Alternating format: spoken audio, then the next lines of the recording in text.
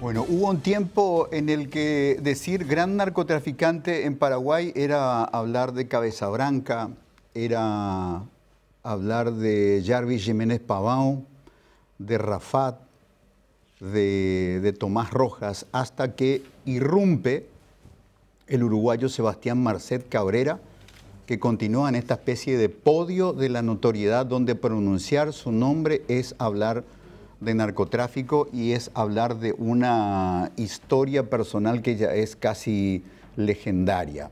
Sus apariciones en Dubái, sus fugas, sus reapariciones en Bolivia, la presunción de que está en territorio paraguayo, su última aparición rodeado aparentemente de una banda vinculada al primeiro comando da capital, al PCC, hace de Sebastián Marcet Cabrera un personaje con todos los condimentos de lo que los gringos llamarían un kingpin, un capo del narcotráfico, con un detalle muy interesante: su capacidad de interactuar con medios de comunicación. Lo hizo con medios de su país de origen, con el Uruguay, permitiendo inclusive una exclusiva con una periodista que viajó a algún lugar donde Marcet se oculta, y luego sus incursiones con audios, con videos, haciendo aclaraciones y declaraciones como la que acabamos de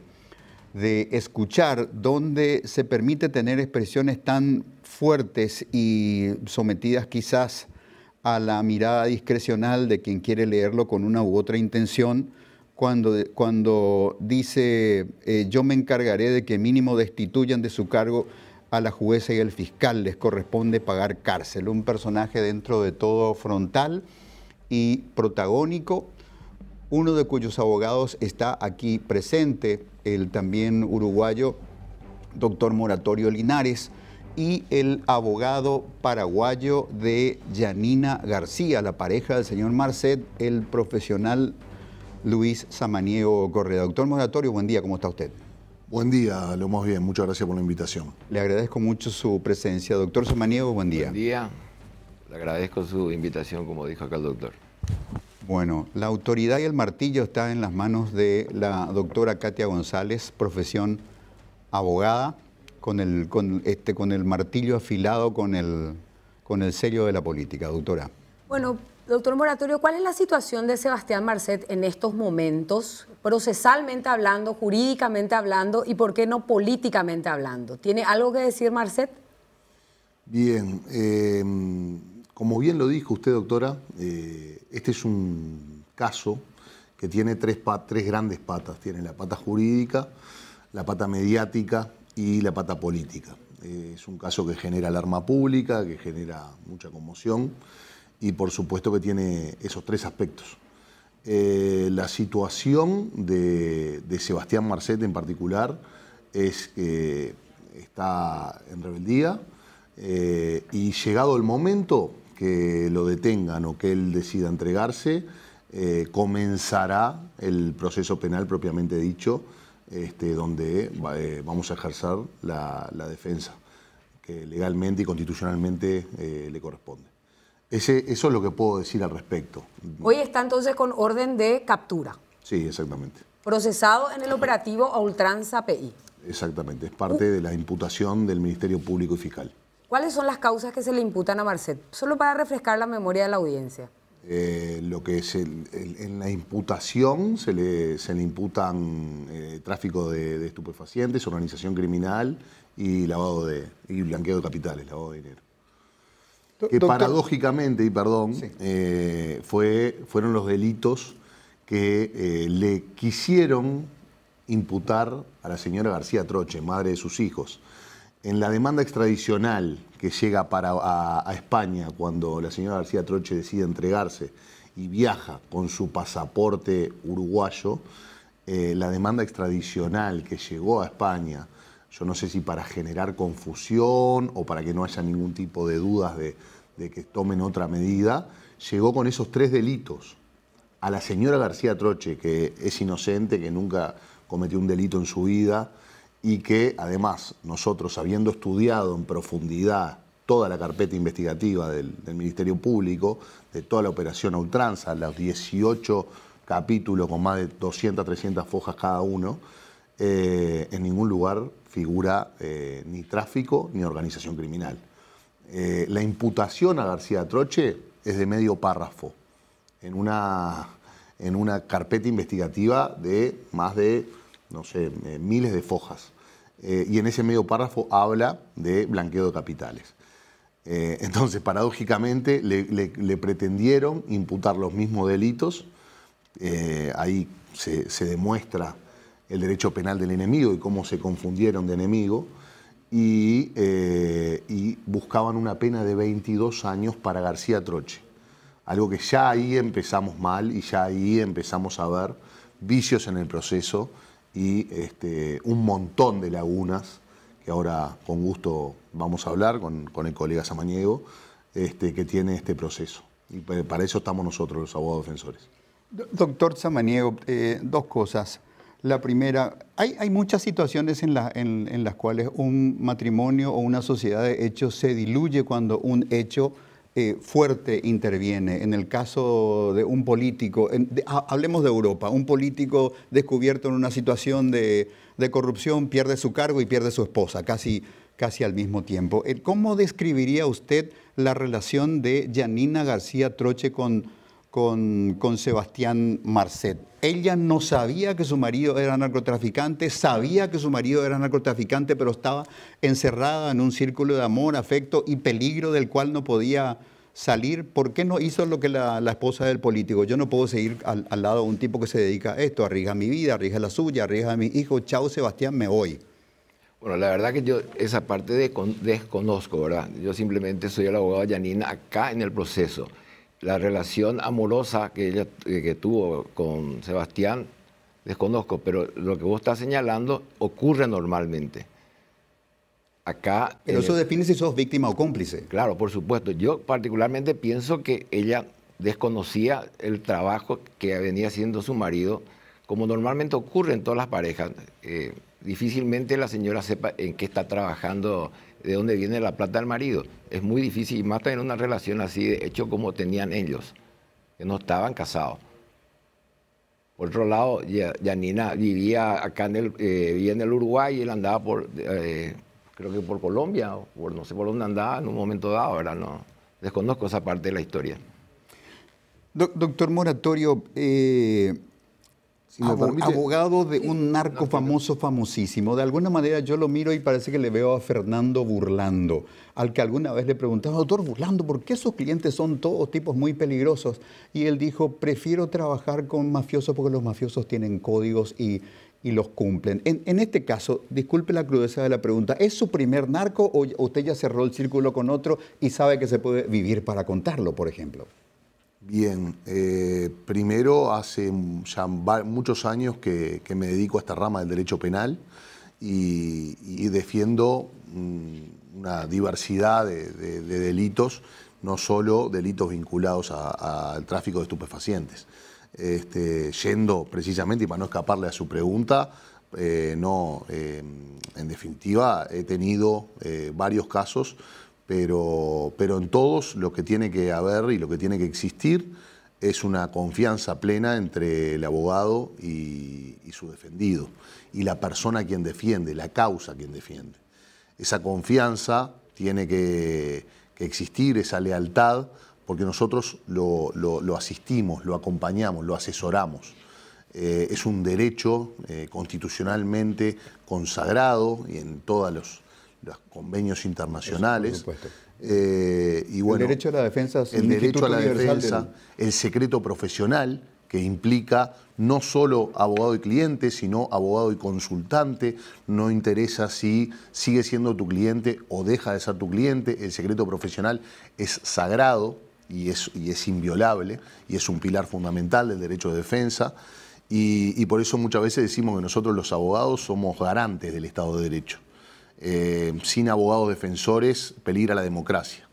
Entonces hay que tener mucho cuidado. Y con respecto a la pregunta que le hacía el colega, yo lo que me pregunto y les pregunto también, ¿cuál es el delito de ser la pareja de? cuál es el delito que cometió una persona, que tuvieron una relación de toda la vida, se conocen de niños, tienen un vínculo, viven en pareja, tienen 4 hijos, o sea, 3 hijos, porque Sebastián tiene un hijo, el mayor es un hijo chico con otra persona, pero el que vivió con ellos y es un hijo más de ellos, que tienen 3, 5, 7 y 10 años. Estuvo a su lado. Imagínese lo que pudo haber hecho o no haber hecho la pareja. La pareja se dedicó a estar en el hogar, a ser el pilar fundamental de la familia, a criar a sus hijos, y muchos lactantes en el periodo donde supuestamente se le pretende imputar que ella colaboró para el blanqueo de capitales de las actividades del padre de sus hijos, cosa que no es así y tenemos cómo acreditarlo. Se invierte la carga de la prueba. Somos los abogados defensores lo que tenemos que acreditar que ella no lavó, pero bueno, en este proceso estamos. ¿Cuál es la hipótesis que ustedes sostienen como defensa acerca de por qué el procesamiento de la señora ¿Inocencia Yanina? absoluta o está entrampada en alguna apariencia como que aparece en el directorio de alguna empresa que se presume era una fachada para el lavado de dinero? Inocencia absoluta. ¿Por qué? Porque de esa sociedad que se le pretende imputar, que aparece, nunca funcionó. Y tenemos la documentación, que la trajimos por si quieren pasarla, la documentación que así lo acredita. Es una sociedad donde ella firmó la sociedad que iba a comenzar un negocio, pero que nunca funcionó. Nunca tuvo ingresos en Paraguay. Nunca tuvo ingresos ni egresos de dinero. No, el RUC lo tiene bloqueado por falta de funcionamiento y no hay movimiento. O sea, ¿dónde está el delito en sí, concreto? Entonces acá, por abrir una sociedad que nunca funcionó, no se le puede pretender imputar blanqueo de capitales a esta persona. Esto se produjo, esta apertura de esta sociedad se produjo cuando ellos vivieron en el Paraguay y Marcet jugó en el Club Capiatá. Esto se produjo cuando vivieron acá, exactamente. ¿Y el rubro de la sociedad era? En realidad, en la sociedad nunca se llegó a inscribir, no nació la sociedad. Nunca hubo una apertura de una cuenta corriente en ningún banco. No se llegó Pero a fiscalmente formalizar. sí existía, conforme dice el doctor Moratorio. Sí, se hizo la escritura, se empezó a hacer la escritura y cuando fue al Ministerio de Hacienda como para su inscripción, se le pidió el depósito de los 1.000 millones y pico guaraníes y eso no existía. Entonces, como no había la plata, no se llegó a inscribir nunca. Y entonces la sociedad nunca pudo funcionar. Eso es lo que ocurrió. Y que yo recuerdo, doctora Katia, tampoco pasaron por tribunales otras personas como Ayala Couve, por ejemplo, para dar testimonio. Yo bueno, soy un desmemoriado profesional, puede que sea solamente eso, pero porque la otra figura sería, Yanina no figuraba, nosotros poníamos la cara, nosotros firmábamos los papeles, pero ella era el poder detrás de eso. Yo tampoco me consta. Por favor, Pimpollo y Carlos, a buscar datos en ese sentido, pero yo no recuerdo. ¿Qué es lo que como un hecho vinculante. Como defensa hoy, qué es lo que están pidiendo y solicitando con respecto al procesamiento de la señora Yanina? Bueno, en primer lugar, que se aplique la ley. Eso es lo primero que queremos. ¿Qué es que se aplique la ley para usted? Y que se aplique la ley y que no se siga solamente el criterio del Ministerio Público, porque la jueza responde directamente a lo que el Ministerio Público le solicita. Se está apartando prácticamente no hay garantías, no hay legalidad dentro del proceso, no hay una proporcionalidad en las cosas. Acá Yanina, hay que ser bien claro, Yanina es un chivo expiatorio y lo que se busca es, el trofeo es casarle a Marcet y se lo tiene como rehén a Yanina. Eso es lo que está ocurriendo en realidad. ¿Hay animosidad de la jueza Montanía contra su cliente? No solo hay animosidad, sino hay arbitrariedad y hay una violación flagrante al debido proceso.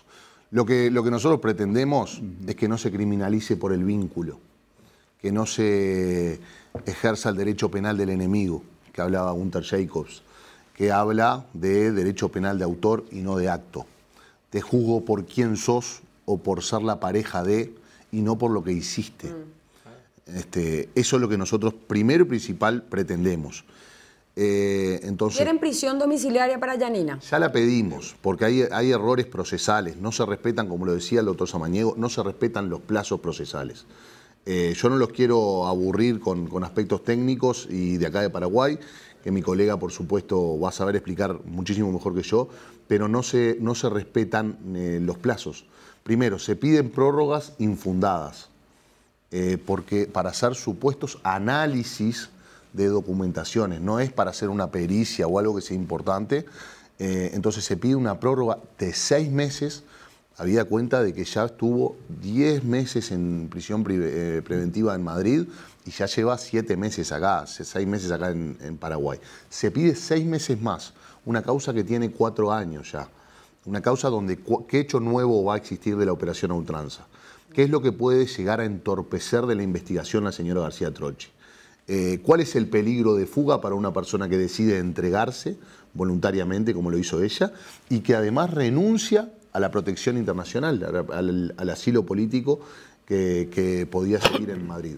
O sea, ella ha demostrado... ¿Había una posibilidad de asilo político? Claro, sí, nos lo habían otorgado. Ella renunció al asilo político y tenemos la documentación. Renunció al asilo político para venir a hacerse cargo y a enfrentarse a la justicia porque se sabe inocente.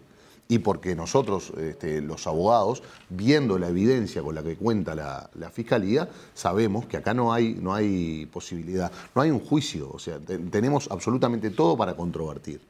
Todo para controvertir. Doctor Moratorio, el perfeccionar esa idea expuesta por el doctor Samaniego de que Yanina García Troche es rehén de la causa Marcet, el perfeccionamiento sería decirle a Marcet: la situación de tu mujer puede mejorar si es que vos concedes esto. Y el mensajero sería moratorio, ¿o quién más? No. En este momento esa solución es inviable pura y exclusivamente por cómo están ocurriendo los hechos, cómo está transcurriendo el proceso penal acá en Paraguay. Antes de que la señora García Troche se entregue voluntariamente, tuvo una reunión personal con el fiscal general de Paraguay. ¿Usted? Sí, en donde se puso arriba de la mesa la posibilidad de una entrega pacífica del señor Marcet. Con Emiliano Rolón, para dejar un poco con el constancia, ¿usted se reunió con el fiscal general del Estado, Emiliano Rolón, cuándo? Hace 2 años. Hace 2 años. Sí. Y le planteó la posibilidad de que Marcet se iba a entregar. Exactamente. Estaba arriba de la mesa la posibilidad de una entrega pacífica del señor Marcet, siempre y cuando se le respeten las garantías judiciales, porque está claro que Paraguay firmó el Pacto de San José de Costa Rica. Sí. Entonces, ¿qué hacemos con el artículo 8 de la Convención Interamericana de Derechos Humanos? Claro, que habla del respeto de las garantías judiciales. Hablando de la teoría del rehén, así como hoy decimos, es probable en un ejercicio hipotético que Yanina García Troche sea rehén del caso Marcet, Marcet sería rehén del caso Cartes y otros poderosos de Paraguay. Entonces entraría en otro juego también. Bueno, nosotros tenemos que regirnos específicamente a la defensa de Marcet, de otras personas que claro, no... cuando usted habla de las garantías, por supuesto. Una garantía es no me contamines el crimen organizado con los crímenes políticos estando ahí tan por cerca supuesto, de una cosa no solo de otra. no me contamines el proceso, respetame los plazos, déjame elegir el abogado de mi confianza, que se llegue el juicio con la mayor brevedad posible, porque ¿para qué vamos a seguir estirando y estirando de prisiones preventivas infundadas? Porque ¿cuáles son los riesgos? Para mantener una prisión preventiva, que es la medida cautelar más gravosa, la privativa de libertad, hay que acreditar que hay riesgos procesales que están en juego. El peligro de fuga, el entorpecimiento de la investigación, si hay riesgo para la sociedad o para un tercero.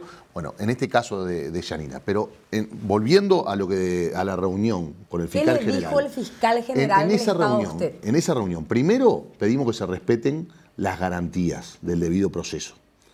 Y segundo, solicitamos, luego de hacer un estudio serio, profesional y profundo de toda la carpeta investigativa, que la familia del señor Marcet, que hay varias imputaciones y que son irrisorias, infundadas y que no tienen razón de ser más que presionar y extorsionar para lograr llegar a él, que eso quede por fuera. Porque nosotros le dijimos, señor fiscal general, si hay una posibilidad que el señor Marcet se entregue, bueno, esta imputación que le pretenden hacer a la madre de sus hijos es irrisoria, es infundada y no tienen absolutamente nada. ¿Van a seguir adelante con esto? ¿O lo van a dejar afuera? Con el hermano lo mismo, con la hermana lo mismo, con el cuñado lo mismo. O sea, no tienen nada de evidencia porque tuvimos acceso a la carpeta de investigación. Entonces, se van a respetar las garantías del debido proceso, vamos a jugar limpio, él se somete a la justicia. Y eso lamentablemente no se dio. Entonces, no solo no se dio, sino que meses después, ella decide, García Troche decide presentarse, separarse de Marcet, aunque tienen con la mejor relación por los hijos que tienen en común, separarse y entregarse y someterse a la justicia.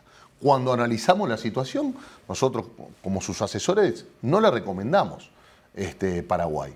Y porque, primero, en la reunión no habíamos tenido respuesta que lo que nosotros esperábamos, que no estábamos pidiendo otra cosa que se respete el debido proceso y que no se le busque imputar a personas cercanas a él o familia de él, pero era con como ninguna evidencia. ¿Una propuesta de una negociación caballerosa o era un punto de una agenda con el que usted tenía que cumplir? Porque no se aparte de este hecho que a mí me duele decirlo. En Paraguay la justicia es una mercancía. Nadie le puede garantizar el 10/10 todo lo que usted pida. No. Por supuesto que fue un diálogo entre dos profesionales, respetuoso, un diálogo cordial y donde hubo intercambio eso fue una conversación, vuelvo a repetir, sumamente respetuosa y donde no es que yo concurría a la reunión con una lista inquebrantable de pedidos, no. Yo quería saber cuál era el panorama para que eventualmente pueden dejar tranquilos y en libertad a la familia que no cometió ningún delito, porque si había alguna evidencia, yo acá no le fui a pedir, déjame a esta persona afuera y esta evidencia guardátela, no, de ninguna manera. Yo fui a decir, acá no hay nada.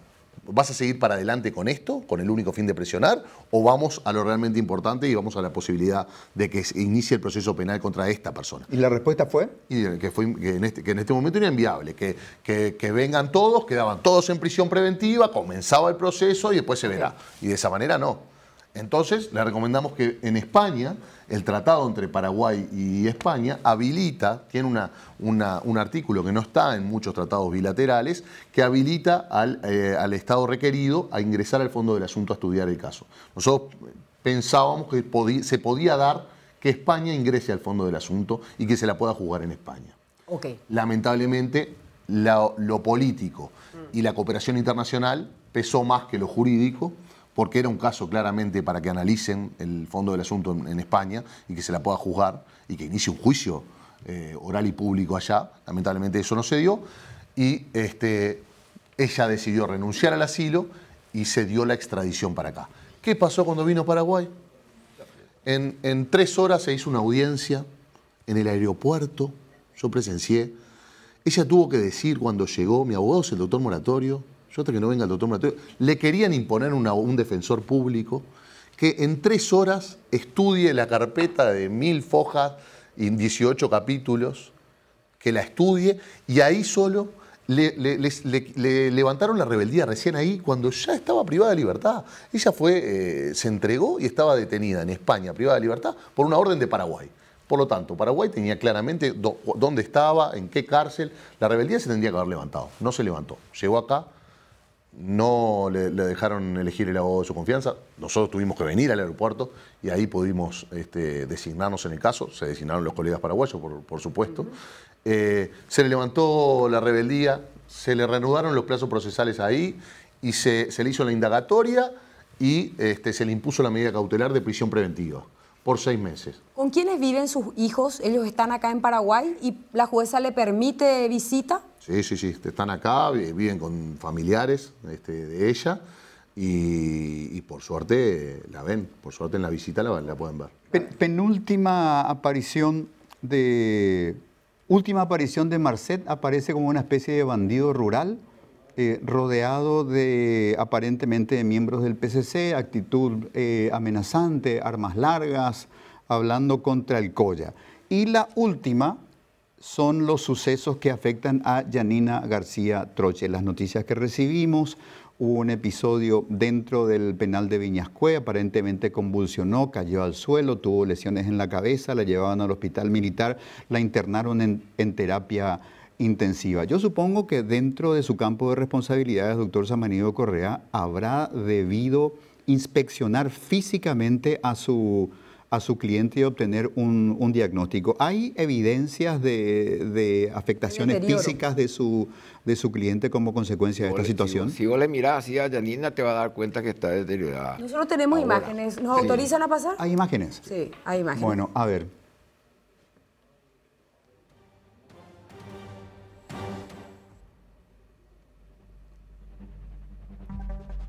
Son imágenes de su cliente. ¿Puede describir? Primero y principal, esto no es de ahora. Esto, yo principalmente estoy acá por el deterioro físico. Primero hay un estado de salud mental que no se ataca, que no se lo asiste. Y luego lo importante y lo grave, el deterioro de la salud. Está en juego su integridad física. Esto no es de ahora. Hace 3 meses nosotros estamos solicitando que la vea un neurólogo, porque había comenzado con convulsiones, le aparecen en su cuerpo, y tenemos las fotos que así lo acreditan, un montón de moretones, tiene la presión por el piso, y bueno, se ha desmayado en más de una oportunidad, y así fue lo que pasó la semana pasada, que la llevaron inconsciente luego de varias solicitudes de que la lleven a un hospital que tenga los equipos correspondientes, que se le haga una tomografía, que se le haga una resonancia, que haya un diagnóstico y que se la vea por un especialista. Durante los últimos 3 meses nos fueron rechazando, por diferentes motivos. Por motivos de seguridad, porque no le creen. Le ponen un médico general en la cárcel de Viñascue, que ni siquiera es neurólogo. Le dicen que va a ir un neurólogo y es un residente que no terminó la especialidad. Y la situación se fue agravando y se sigue agravando. Hasta que con convulsiones y desmayada decidieron, porque no le quedó más alternativa, el director decidió trasladarla al hospital militar. En el hospital militar no están todos los equipos necesarios para obtener un diagnóstico como corresponde hacerse. No es mi expertise ni soy idóneo en el asunto, pero nosotros, por supuesto, que consultamos con un neurólogo. Hay un neurólogo de confianza de la familia que estamos intentando que la vea y no nos lo permiten. En el hospital militar no se hizo una resonancia, se hizo una tomografía, no se hizo una tomografía de contraste. Nosotros no tenemos los resultados del estudio, de los estudios para saber el diagnóstico y tomar medidas. Entonces lo que está pasando es una violación de todos los derechos de una manera descomunal. Y es una violación de derechos humanos. Y los que violan los derechos humanos son los estados. Acá no estoy atacando a la jueza o al fiscal que están cumpliendo un rol y que no estoy de acuerdo con las decisiones que toman, pero esto es responsabilidad del Estado, esto es responsabilidad de Paraguay, porque está bajo su dirección, las personas privadas de libertad están bajo su dirección. Entonces es gravísima la situación, no tiene la atención que debe tener. La sancionaron y lo más paradójico de eso es que la sanción vino de parte de la jueza, la doctora Rosarito Montanía. Cuando en Uruguay, en España, en Dubái, en todas partes del mundo, las sanciones son sanciones administrativas del centro penitenciario. Acá entiendo, y hablando con los colegas, hay un Ministerio de Justicia. En este caso es una cárcel militar, el Ministerio de Defensa. Debería ser quien imponga una sanción si hay un mal comportamiento o se rompe una cámara con algún palo por discutir con alguna persona de la cárcel porque no le dan atención médica. La sanciona por 5 días hábiles la jueza, haciendo claramente abuso de poder, abuso de funciones. Y en esos 5 días, en la providencia del decreto dice que le quedan prohibidas las visitas de los familiares. Cuando fueron los abogados, no dejaron entrar a los abogados, y los abogados no son parte de la visita. La visita son los familiares y los amigos. Los abogados es un derecho que tiene todo imputado a recibir a su abogado, y tienen la posibilidad de ir de lunes a viernes a dialogar con su defendida. no le permitieron hacer la llamada, cuando eso en la Providencia no dice nada. No le permitieron hacer la llamada a sus familiares. Luego de haber estado internada en terapia intensiva, no pudo llamar a la familia para contarles cómo estaba, cómo se sentía. O sea, no solo la jueza le impone una sanción, ejerciendo abuso de poder, la sanción abarca a los familiares, a los abogados y a las llamadas, cuando el decreto no dice, solo dice prohibición de visita 5 días. Entonces estamos viviendo una situación dramática que nosotros, todo el equipo de abogados que estamos en este caso, vamos a hacer lo imposible dentro de la ley, acá en Paraguay o en los organismos internacionales que correspondan, y eventualmente se sancionará al Estado paraguayo por cómo se está llevando adelante desde que empezó este proceso, la violación de sus derechos. Desde que empezó con una demanda extradicional falsa, errónea, que buscó confundir. Acá que se extienden las prórrogas de prisión preventiva de manera infundada. No entiendo por qué no inicia el juicio. ¿Qué más se está buscando? Nosotros queremos que se inicie el juicio. O por lo menos reunirnos con el fiscal para ver la posibilidad de si hacemos o no, porque nos están apretando contra la pared, es un proceso abreviado, como ha pasado con otras parejas en la operación Ultranza. Doctor Moratorio, doctor Samaniego y doctora Katia, me siento indefenso acá frente a tanto abogado. ¿De verdad? ¿Cuáles son sus intenciones? Bueno, amigos, vamos a ir a una pausa y a la vuelta, estos distinguidos profesionales del foro, sobre todo el doctor Samaniego Correa, sobre todo la abogada y docente González Villanueva, que ejercen ante los estrados tribunalicios paraguayos cotidianamente, les voy a pedir una evaluación de que creo que vamos camino a eso. Si en vista de este status quo que está con muchos detalles muy llamativos de malos manejos y de animosidades, si se dan los presupuestos, y les pido la respuesta vuelta a la pausa, si se dan los presupuestos para que, estando por fuera, en una capa exterior, la cuestión narcotráfico, se dan los presupuestos para que Yanina García Troche sea eventualmente beneficiaria de un régimen de prisión domiciliaria. A vuelta de la pausa. La hora de los contras, la hora de los contras, con Katia y con Quique, en las 7:89 ya se ve. La hora de los contras, la hora de los contras, con Quique y con Katia, en las 7:89 ya se ve.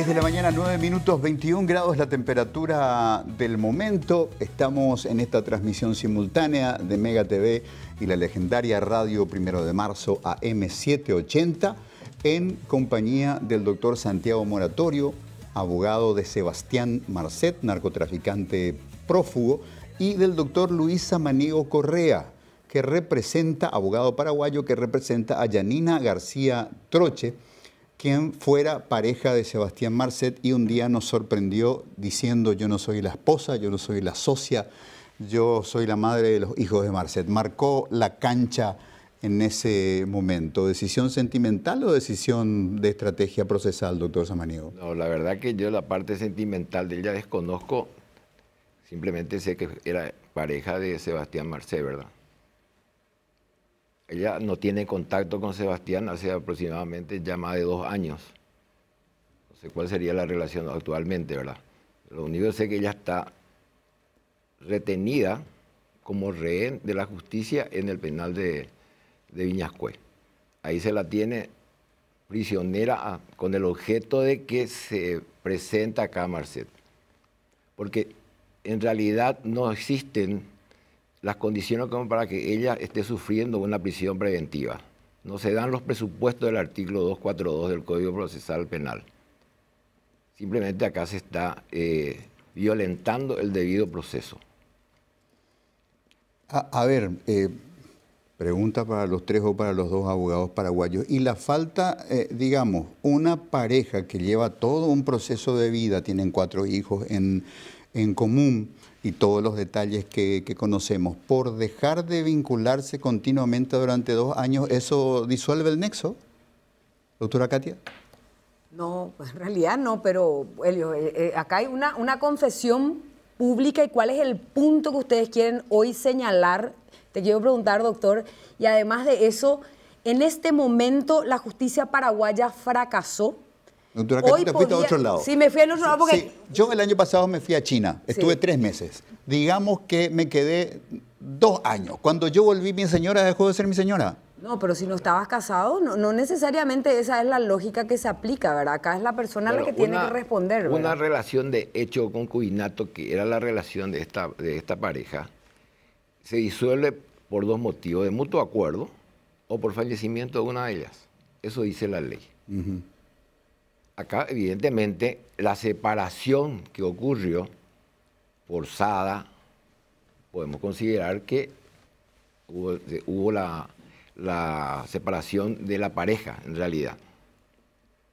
Ya de común acuerdo. Claro, ¿a dónde yo quiero llegar? Y perdón si es un distractor del tema principal que tenemos que discutir, que si el nexo no se diluye, esta relación de hecho de muchos años, 4 hijos de por medio, genera derechos como mínimo económicos para Yanina García Troche. ¿Derechos económicos que devienen de qué? De las actividades ilícitas de Marcet. Entonces ahí medio que el caldo se pone espeso. Bueno, para generar esos derechos de acuerdo a la ley, a partir de los 4 años, ahí nace la convivencia, nace la comunidad de bienes en una pareja así de hecho o de concubinato, a partir de los 4 años. Acá lo que el fiscal está acusando a ella es de lavado de dinero y por haberse beneficiado supuestamente de la ganancia ilícita de Marcet. Eso es lo que el fiscal quiere probar y no tiene elementos para probar eso. Bueno, vamos a suponer acá que en el caso de un político cualquiera que es destituido de su cargo por corrupción, ¿por qué no le procesan entonces a la señora? Porque también se tuvo que haber beneficiado del hecho criminal de la corrupción, ¿verdad? Correcto. Porque eso es lavado de dinero, aprovecharte del dinero proveniente de un ilícito. Sin embargo, eso no ocurre. Ni la señora de Pablo Escobar fue procesada por un tema como esto. Victoria Henao. Ni la señora que fue ahora liberada también en los Estados Unidos, la señora ¿Del Chapo? Del Chapo. Doctor Moratorio, la situación aparentemente es así. La señora García Troche está recluida en un penal militar.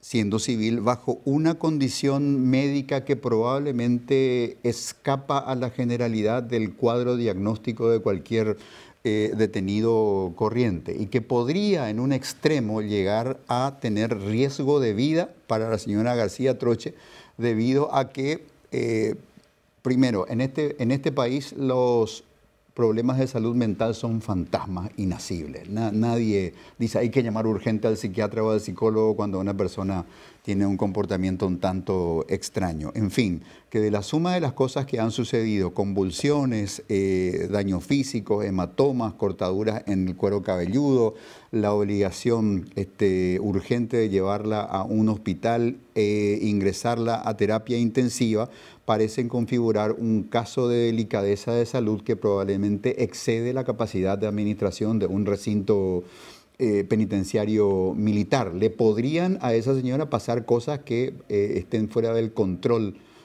o la capacidad de respuesta de quienes tienen a su cargo el cuidado de esta señora? Completamente. Por eso, y como bien usted decía, es urgente, imperioso que se tomen medidas.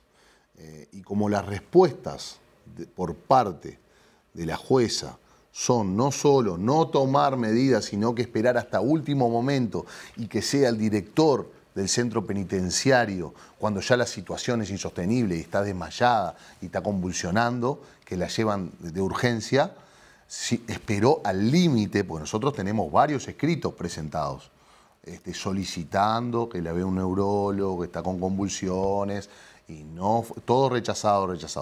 La jueza no solo esperó hasta último momento, poniendo en riesgo la vida de la señora García Troche, sino que después la sancionó.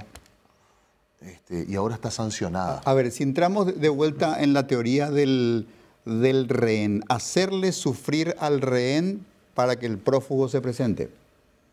Es eso, es criminalizar por el vínculo. Es el derecho penal del enemigo y es presionar y extorsionar. Por eso, ahora, además de todo lo que nosotros estamos solicitando, nosotros también entendemos que no se respetan los plazos. Nosotros ahora, los abogados, los colegas paraguayos, presentaron una ficta, que es lo que se llama. ¿Por qué? Porque nosotros hace mucho tiempo presentamos el incidente de cambio de calificación y el cambio de medida cautelar. Ese incidente vino luego con una providencia de la jueza que le dio traslado al Ministerio Público y Fiscal. El Ministerio Público y Fiscal contesta en tiempo y forma. Y luego de que contesta en tiempo y forma, queda en la nada. No hay resolución por parte de la jueza. ¿Ese cambio de calificación cómo se daría? ¿De lavado a qué? ¿Querés explicarlo?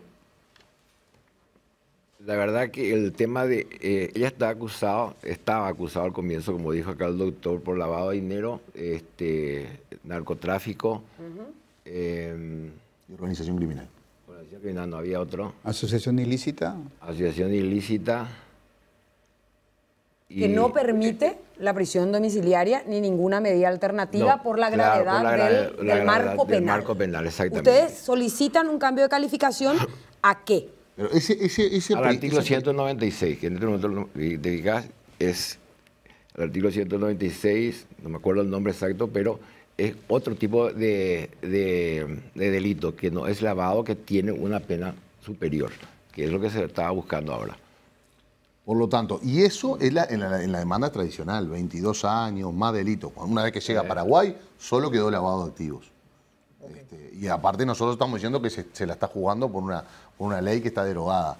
Pero en definitiva, al cambio de medida cautelar, y acá no quiero aburrirlo con aspectos técnicos, y perdón que voy a ver, pero hay que conjugar lo que establece el artículo 133 del Código de Proceso Penal paraguayo, ¿sí?, donde establece plazos para resolver. El juez o tribunal dictará las disposiciones de mero trámite inmediatamente. Los requerimientos provenientes de las partes los resolverá dentro de los 3 días de su proposición. Los incidentes serán resueltos dentro de los 3 días, siempre que la ley no disponga de otro plazo. Entonces, nosotros presentamos el escrito el 15 de septiembre. El 18, vino la providencia de la jueza, le dio traslado para el plazo, y el 18 contestó el fiscal. Y luego que contestó el fiscal, no hay resolución. No resolvió. Si eso lo conjugas con el artículo 9 del mismo cuerpo normativo, que dice igualdad de oportunidades procesales, se garantiza a las partes el pleno e irrestricto ejercicio de las facultades y derechos previstos en la Constitución, en el derecho internacional vigente y en este Código. Los jueces preservarán este principio debiendo allanar todos los obstáculos que impidan su vigencia o la debiliten. En Uruguay se cumplen los plazos. Por supuesto que se cumplen los plazos. Esos plazos perentorios. Y además, ¿qué establece el 141? La demora en las medidas cautelares de las personales. Hay una resolución ficta y tiene que ordenará la libertad. Sí. Dice, cuando se haya planteado la revisión de una medida cautelar privativa de libertad o se haya apelado la resolución que deniega la libertad, el juez o el tribunal que no resuelva dentro de los plazos establecidos en este código, el imputado podrá urgir, no deberá, podrá urgir pronto despacho, y si dentro de las 24 horas no obtiene resolución, se entenderá que se ha concedido la libertad. En este caso, el juez o tribunal que se le asigne en el orden de turno ordenará la libertad. Acá el juez lo volvió a analizar al que siguió de turno. Acá no establece que analizará de vuelta. Entonces nosotros estamos diciendo que nosotros pedimos un cambio de la medida cautelar a un arresto domiciliario, con tobillera, con guardia a las 24 horas, con ir a firmar a la seccional policía, con lo que sea, pero arresto domiciliario, que pueda una madre de 4 niños chicos pueda estar en su hogar con sus hijos. Y no pasaron 3 días, pasaron 72 días sin respuesta. Por lo tanto, Pero, doctor, ¿eso no contradice un poco el hecho de que hoy la situación es el estado grave de salud? Un estado grave de salud no se soluciona en la casa, se soluciona en un centro hospitalario. No, lo que pasa es que esto se planteó en septiembre.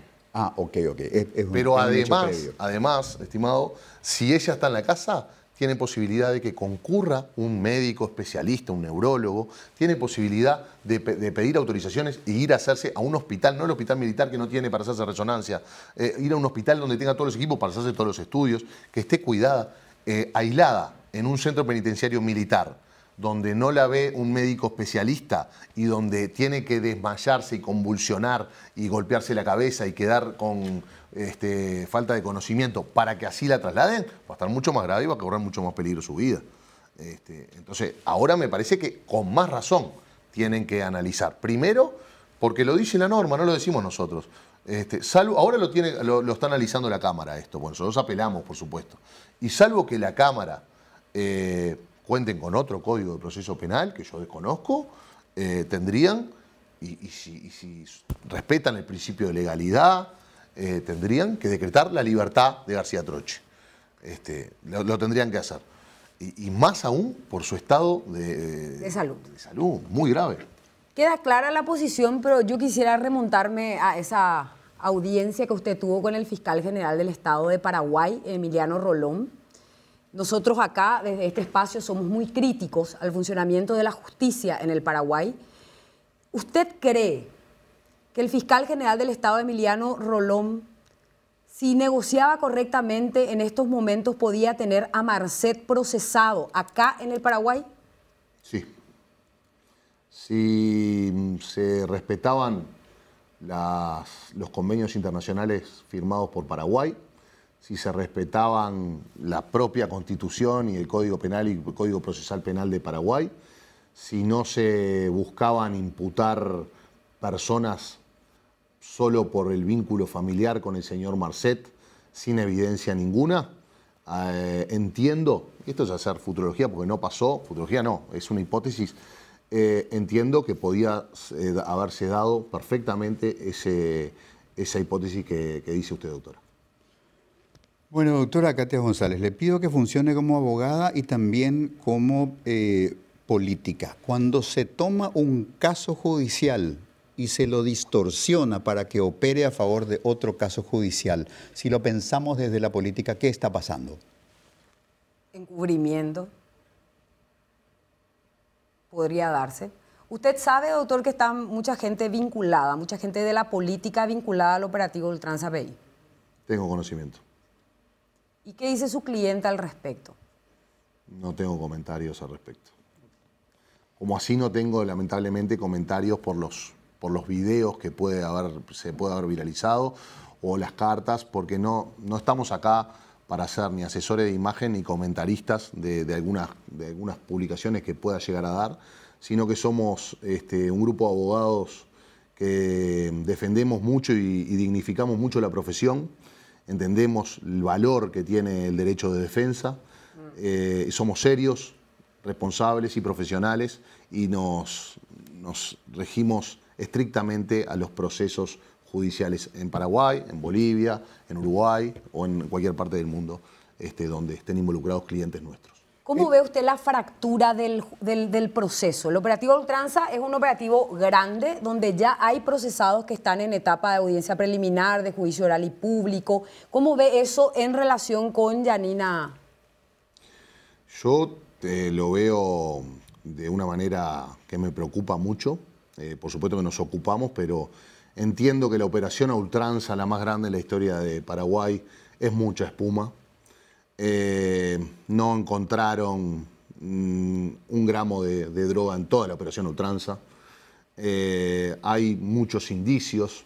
No han habido condenas, grandes condenas con penas elevadas en la operación a ultranza. No se respetan los plazos procesales, no han habido juicios donde puedas analizar bien qué fue lo que sucedió en el juicio. Sí que hubo condenas chicas, procesos abreviados, de parejas, de personas vinculadas, que estuvieron 1 año y medio en prisión preventiva y presionándolo les hacen firmar un abreviado de 3 años, de 2 años y medio, de 5 años. Veo condenas chicas. Pero también está el caso del diputado Osorio. Diputado Osorio grabado en una sesión de la Cámara de Diputados hablando con su socio narco y la voz de fondo que se escucha es la voz de la entonces diputada Katia González. Diputado. Por eso se pudo detectar dónde se produjo la conversación.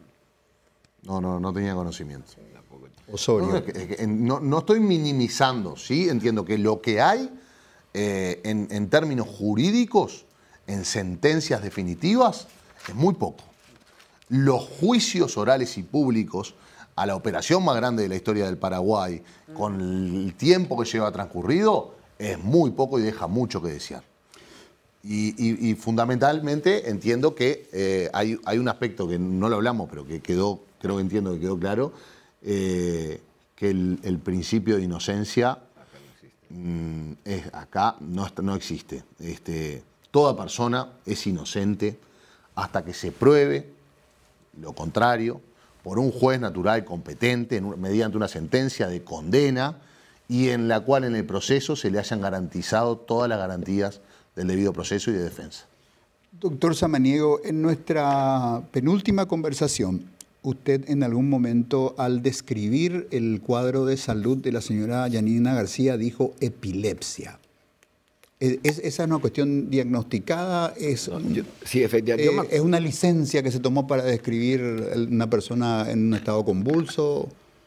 Eso yo describí de acuerdo a lo que el sentido común me enseña. ¿Verdad? Una persona que sufre un ataque de epilepsia normalmente se cae, empieza a temblar y parece ser que se va a tragar la lengua.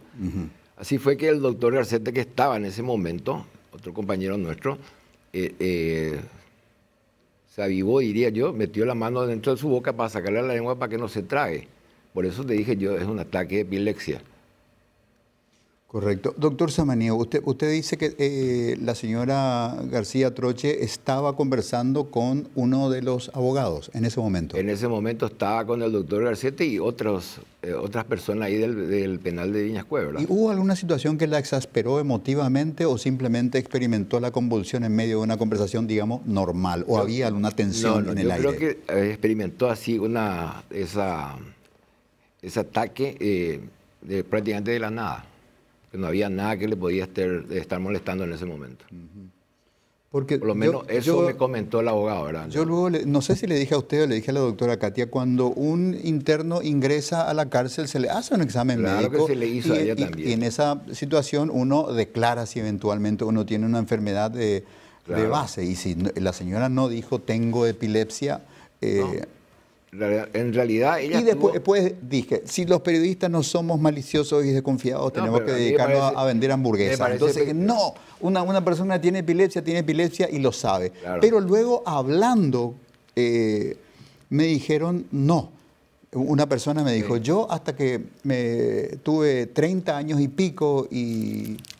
murió mi padre y tuvimos muchos problemas, ahí tuve mi primer episodio de epilepsia y un epiléptico puede vivir y morir sin experimentar una convulsión teniendo un problema de ese tipo. Así que sí es posible que hoy haya un diagnóstico consistente con epilepsia por parte de la señora García Troche, cuando sea debidamente inspeccionada. Hasta hoy día no fue inspeccionada por médicos particulares.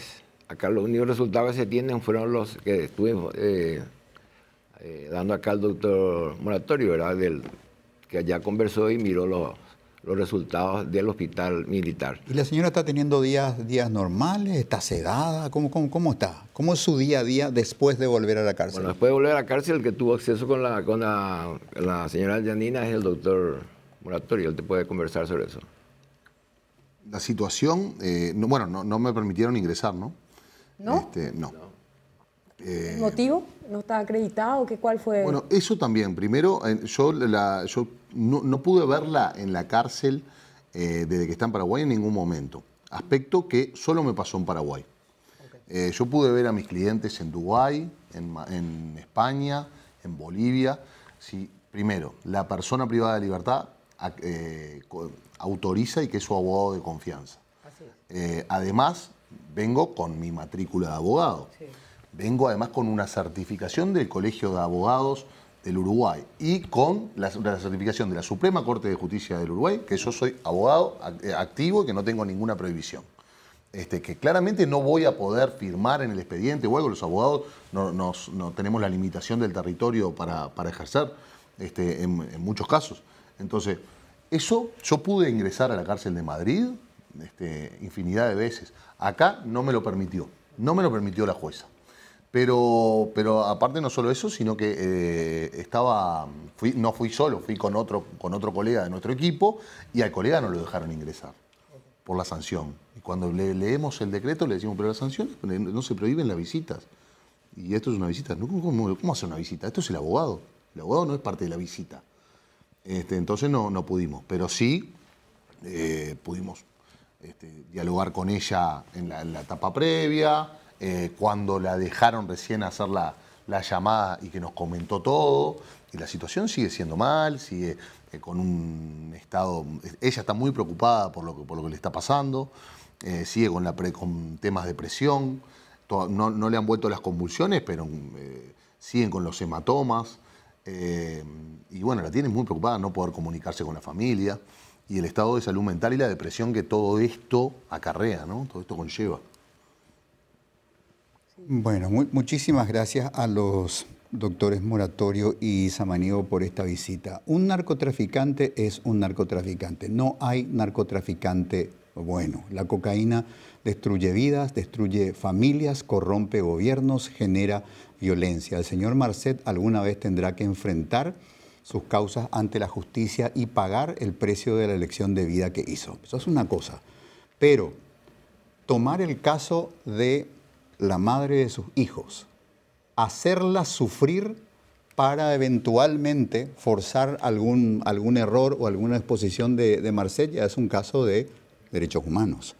Es la manipulación de un caso en la justicia para mover otro caso en la justicia. Así que como le dije, doctor Moratorio, lamentablemente en Paraguay la justicia es una mercancía y es un juguete del poder político, y en los círculos externos del caso del señor Marcet hay personas muy importantes en la política que están posiblemente implicadas, como el caso de quien hoy se dice el hombre más importante en la política paraguaya, que es Horacio Cartes. Así que todas estas cosas raras que pasan alrededor probablemente tienen su lógica desde ese punto. Muchísimas gracias. ¿Hay algún mensaje que Sebastián Marcet quiera dejar al Paraguay, a la justicia, que usted haya hablado en las últimas 24 horas? No, lamentablemente no soy mensajero. Pero usted como su abogado tiene... No, entiendo que bueno, él decidirá si en algún momento sale a decir algo. Pero bueno, el mensaje que nosotros queremos dar como los abogados de García Troche es que se tomen medidas, que se respete sus derechos humanos, que no se vulnere tanto sus derechos, y que ahí está en juego su integridad física. No es un tema neurológico con posible daño cerebral. Quedó completamente comprobado que esto no es ninguna estrategia para salir de la cárcel o para escaparse, para nada. Una persona que, repito, inocente, que se entregó, que renunció al asilo, que se tomen medidas y que no se trate a la ligera un tema tan importante como la salud. Muchísimas gracias. Santiago Moratorio Linares, abogado de Sebastián Marcet y Yanina García, y el doctor Luis Samaniego Correa, abogado de Yanina García Troche. Hacemos una pausa.